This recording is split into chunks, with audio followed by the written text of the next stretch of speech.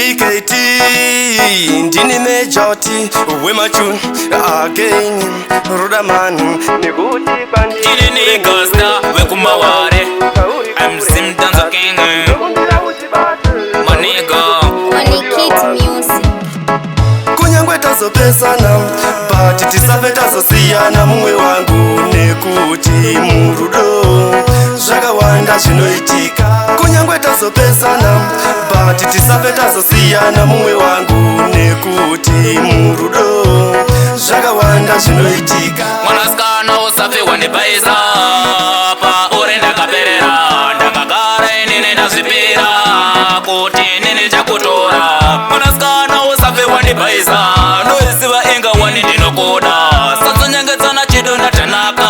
singadei kutiona tichidanana kunyangwe tazopesana but tisave tazosiyana mumwe wangu nekuti murudo zvakawanda zvinoitika kunyangwe tazopesana but tisave tazosiyana mumwe wangu nekuti murudo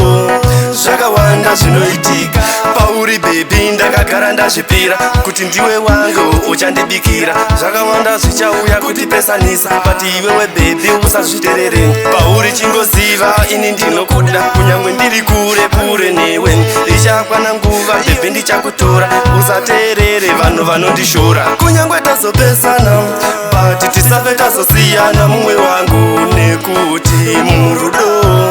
zvakawanda zvinoitika kunyangwe tazopesana but tisave tazosiyana mumwe wangu nekuti murudo zvakawanda zvinoitika mwanaskana usafi wandipaisa pa uri ndakaperera ndakagara inini ndazvipira kuti nini chakutora mwanaskana usafi wandipaisa ndoisiva inga wani ndinokoda satsonyengedzana chido ndatanaka singadei kutiona tichidanana